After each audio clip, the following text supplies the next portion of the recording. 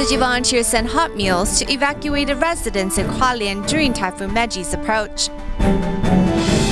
And we find out in our new series whether green energy is really feasible in Taiwan. Welcome to DaAi Headlines. I'm Lee-Shioda. Thank you for joining us. We begin today's program in Taiwan. Taitung region was affected by the torrential rain and wind from Typhoon Megi since it made its landfall in the country. DaAi reporters visited Xianglan to check on the residents before the storm and found that farmers were worried about their newly pollinated crops being destroyed. Let's take a look. The path of the typhoon is moving slightly northward, but Megi still brought much windstorm to the Taitung area, which for the residents of Xianglan, it has brought mixed emotions. Farmers are worried about the destruction brought to their newly pollinated sugar apples. If the wind destroys the tree, then we won't have any sugar apples for the next harvest. 2 months ago, Typhoon Nepertak destroyed their hard-working harvest, and now Typhoon Megi looks to destroy as well. Though the rain and wind from Megi didn't start out strong, after it made landfall, Taitung area felt the strong winds blowing. Our summer harvest was gone. We were looking forward to the winter harvest, but if the typhoon hits it, then we've got nothing. Previously, Tzu Chi helped rebuild 35 homes in Xianglan, and the last one to be repaired is this one, the village head's house. They have moved to a temporary shelter for the time being. As for the rest of the villagers, whose roof have been fixed, they can rest easy during this windstorm. Typhoon Nepertak tore off Mr. Zhang's roof and ruined most of his furniture. Now that he's refilled his home with items, he's quite afraid of further destruction caused by the impending typhoon. Thus, he took some extra precautions to strengthen his roof. With such a moderate typhoon approaching, if I didn't strengthen it, then I'd be worried. I came home early to make food. It's scary. I want to hide. Though still worried about the possible destruction Megi might bring, these Xianglan residents can rest easy, knowing their roof will help them stay safe during the windstorm. Typhoon Megi made its landfall in Hualien, Taiwan early afternoon of September 27th.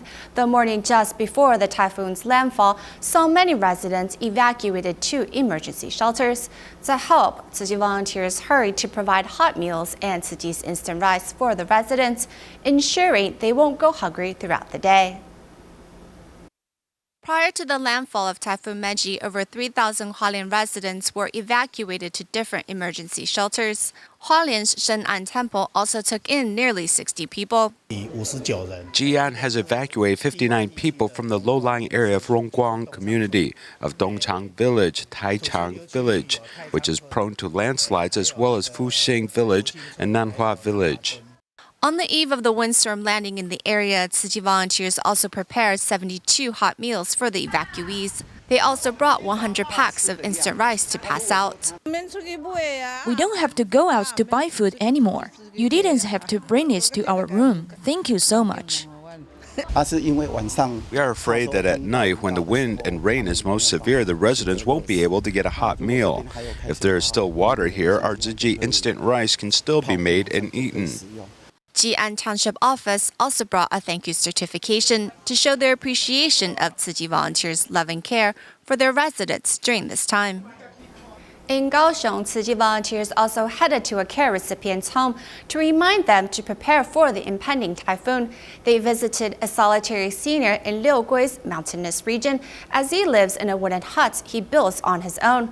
They asked him to ready some clothes in case he is evacuated.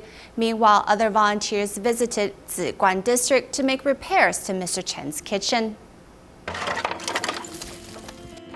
Carefully removing cement debris and nails from wooden poles, Tzu Chi volunteers are helping to give the Tzu Chi care recipients a safe living environment ahead of the typhoon.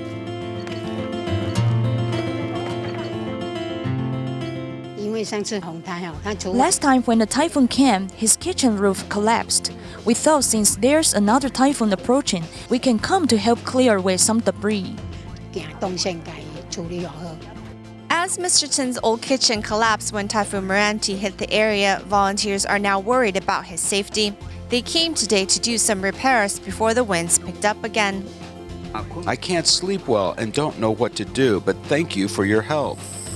Meanwhile, Tzu Chi volunteers visited Mr. Chen, who lives alone in Liugui's mountain region. They brought him a typhoon preparedness pack and reminded him to evacuate his house if necessary. Pack ahead of time so if they come to evacuate, you are prepared. Visiting one recipient after another, Tzu Chi volunteers remind them to keep safe ahead of the typhoon. The issue regarding the shortage of medical resources has long been a problem for residents of Jinmen, Taiwan. Their inconvenient access to medical treatment has led TIMA to host large-scale free medical clinics twice each year. These clinics offer a variety of medical services for local residents, as well as bringing care for them through home visits.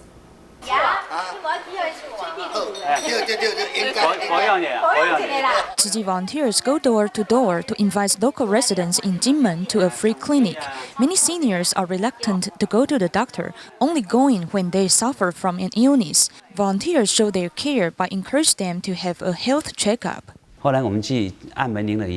When we visited, we invited them for a health checkup and medical consultation because most residents are reluctant to go to a doctor until they get sick, so I think we should change their way of thinking. TIMA members, including doctors from 10 different departments, travel from Taiwan to Jinmen by both plane and boat. They carefully check up each patient's health with a variety of services and cutting-edge medical equipment.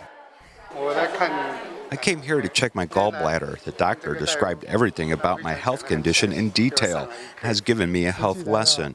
Everyone coming from Tzu Chi served us with great passion. We have confidence in them. TIMA members also made home visits to offer medical services for local elderly people.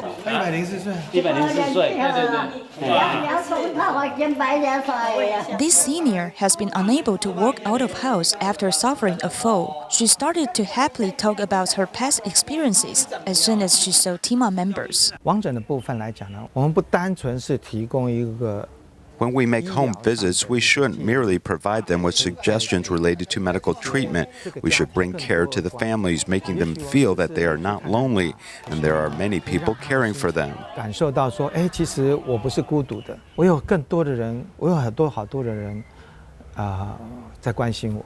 TIMA members have to overcome many difficulties, including the poor weather and the inconvenience of transportation, when offering free medical services. Despite these difficulties, they will continue to bring care and love to local residents in Jinmen. In the United States, the Tzu Chi Chicago chapter was invited to partner with the First Lady Health Initiative to host a large-scale free clinic at the House of Hope Church in southern Chicago. The clinic served low-income residents and those with no health insurance. The interfaith event showed the harmonious interaction among different groups. Tzu Chi volunteers in Chicago happily welcome each resident who comes to this church to make a prayer in the morning. After this, the residents then head to Tzu Chi's free clinic.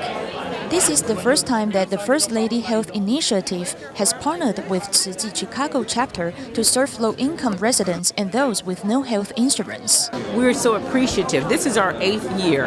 I have never seen an organization as yours pull together and take a room and transform it into, this looks like we just walked into the University of Chicago. And so I thank you so much for your services and your commitment for us for this day. This is a big, big day for us here in Chicago. Apart from offering a variety of services from different medical departments, Tzu Chi also collaborated with the College of Medicine at the University of Illinois to provide residents with care and love. There should be more of this going on around the world. Yeah. Not just here in Chicago, not just here in America, but around the world. Though this is the first time that Tzu Chi's Chicago chapter worked with an organization from different religious backgrounds for this free clinic, residents in Chicago are already eagerly awaiting another similar event.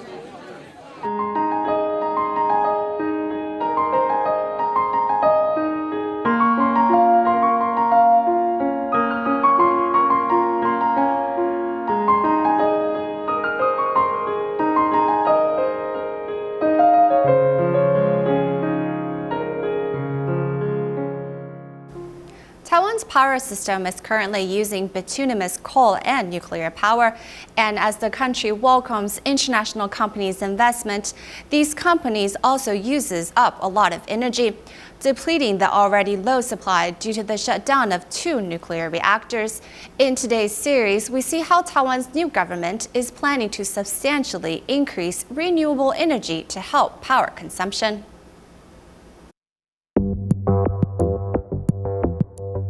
This building behind me is Google's data processing center in Taiwan, occupying 15 hectares of land with a total investment of more than 19 billion NT dollars. It's also Asia's largest data processing center. A data processing center operates 24 hours a day, requiring enormous amounts of power. Google is moving towards green energy as their target, and they hope to avoid polluting electricity sources such as coal or gas-powered generators. While Google doesn't intend to build their own green energy power plant, this high-energy, high-water-consuming tech company is instead urging Taipower to opt for more expensive green power. However, Taipower's green power, upon further investigation, is not that green. At the moment, the power company's energy includes nuclear energy and coal and gas-fired power plants. Google doesn't want this, as they want pure green power. Taipower's electricity comes from coal, gas, nuclear, hydro, wind, and solar energy, which all share the same power grid, meaning there's no such thing as real green power, with the majority of energy going to international companies in Taiwan being coal and gas-fired, along with nuclear. At this stage for Taiwan, there's no need to encourage the introduction of these industries because there will be little help for employment, as it will actually cost Taiwan a great deal in terms of precious green energy. Many foreign enterprises have come to Taiwan to set up factories which require lots of power. Most recently, Apple has expressed an interest in entering the Central Taiwan Erlin Science Park. Here you can see the Central Taiwan Erlin Science Park, which is largely overgrown with grass, with only a single company setting up operations in the 632-hectare industrial park. Central Taiwan Erlin Science Park passed its environmental impact assessment in 2009. A number of environmental groups and local residents protested, leading the park to a second EIA. Although we haven't passed the environmental impact assessment, around 18 different companies have applied to be stationed here. Next year, the second environmental impact assessment is expected to be passed, and Apple will likely be approved to establish a factory. This area is quite sandy and it's quite permeable, and each year suffers from subsidence. Soft soil categorizes the Central Taiwan Erlin Science Park with big cracks in the ground, such as this one, emerging, which will be worsened by the entrance of industries that consume lots of water and energy. The continuous extraction of groundwater could further exacerbate the crisis.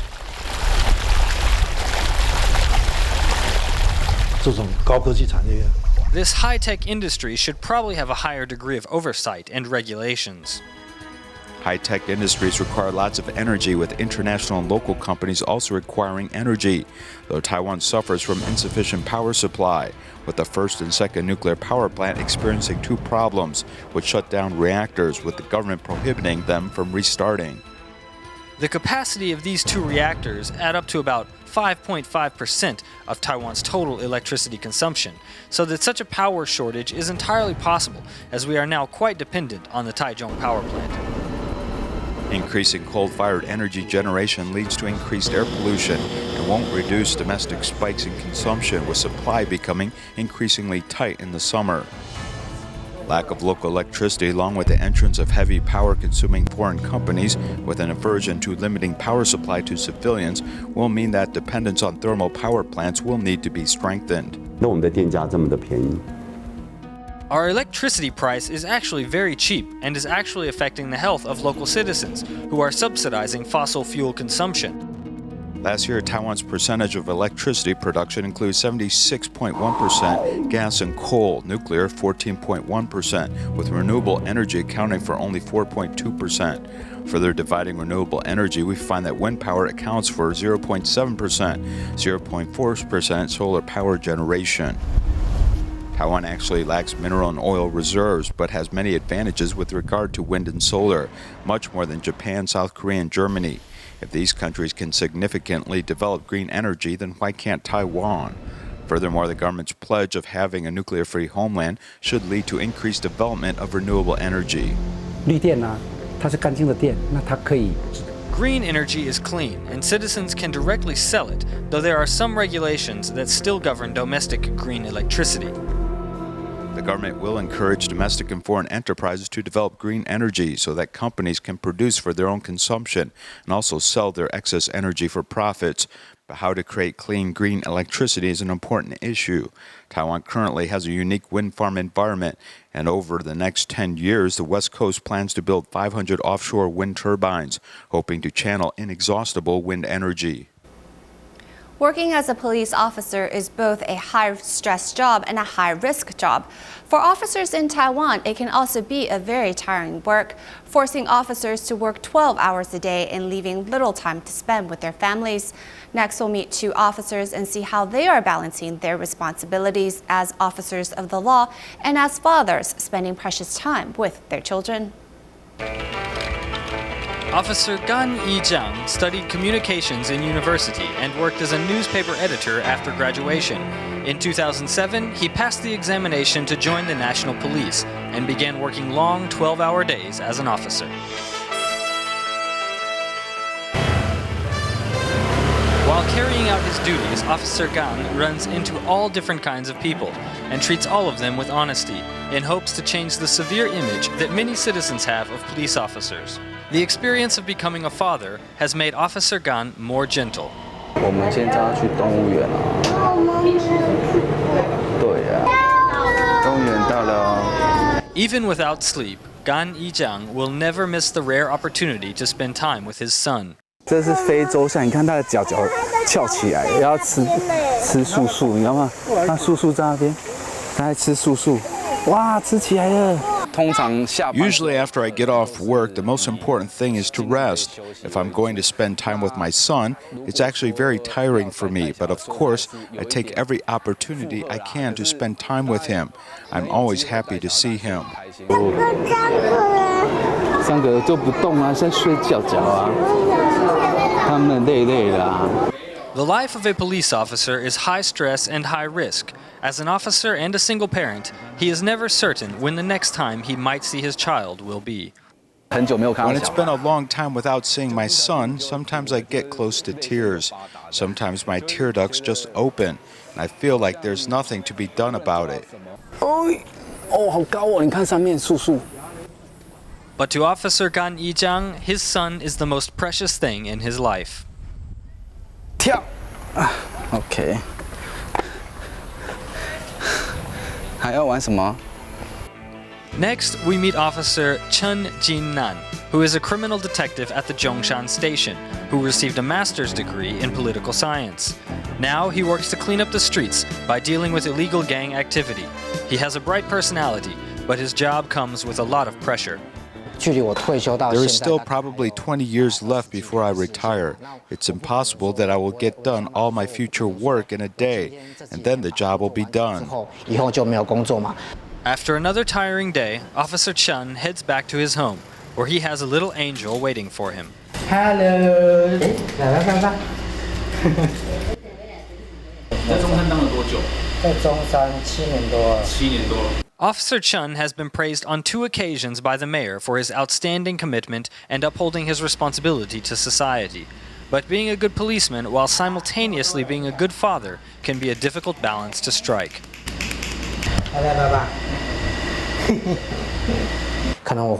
When I get home, he might already be asleep. When I'm at work, he might not be up yet. After my baby can recognize who I am, or can play with me, the more I can't bear to say goodbye to him and be away at work. This is just part of my job that makes me feel a little guilty.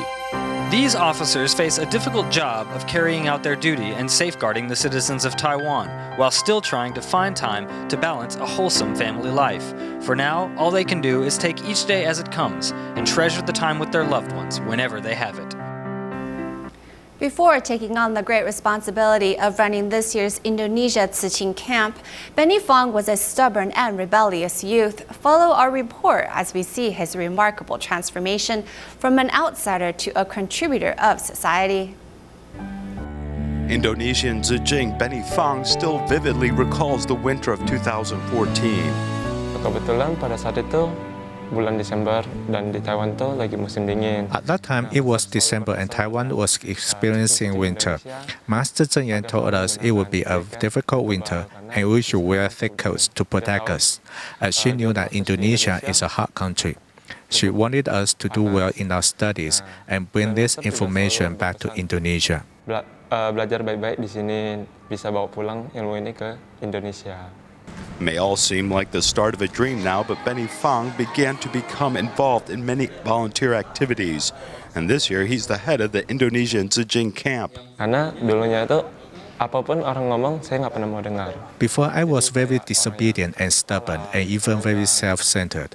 But I have now learned to put all of that aside and listen to the views of others. My friends said that I have changed a lot.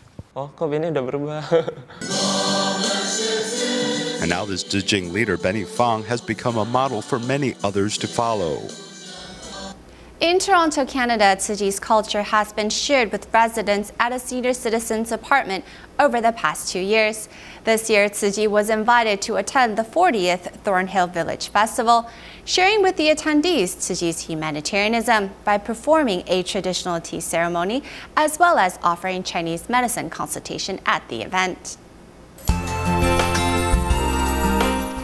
It started to rain before the festival, though Tzu Chi volunteers from Toronto had prepared for everything well before the opening ceremony. And I want to say a special thank you to the Tzu Chi Foundation that's celebrating its 25th anniversary today for the wonderful display that they've incorporated here at the Thornhill Festival. So thank you, Chi. Have a wonderful Thornhill Festival. Despite the heavy rain, volunteers eagerly shared Jinsi bookmarks and the blankets with the students. Love has been continuously spread with Tzu Chi's faith-based innovations and bamboo coin banks. And get somebody to put it on their counter in a store. Can I do that? Yes. Okay. And then we the bird feed store down here. Yeah, sure. I'm going to ask them to put it on their counter. Yes. Okay. Yeah, sure. And then you can collect from them later. Yeah. Okay. Okay. This year marks the 40th anniversary of the Thornhill Village Festival. Tzu Chi volunteers take part in the events for the first time. At the senior citizens apartment, we offered lunch and performed the traditional tea ceremony for the residents. Because they recognized our spirit and ideas, they invited us to the Thornhill Village Festival. Tzu Chi volunteers show residents Jinsi culture by performing the traditional tea ceremony. A wonderful opportunity of a spiritual moment that had a discipline to it that set the tone. And that's why I asked you earlier, when I asked you, do you do this at the beginning of the day? In addition to displaying Tzu Chi's culture, Chinese medicine consultation was also offered at its event, serving nearly 50 residents. To begin typhoon cleanup efforts, new Taipei City government sent out sanitation workers to clear the streets of the city to allow vehicles to pass. They also sent out workers to right fallen trees to quickly return the city to its former glory. We will leave you with these images at the end of the program. Thank you for watching. See you next time.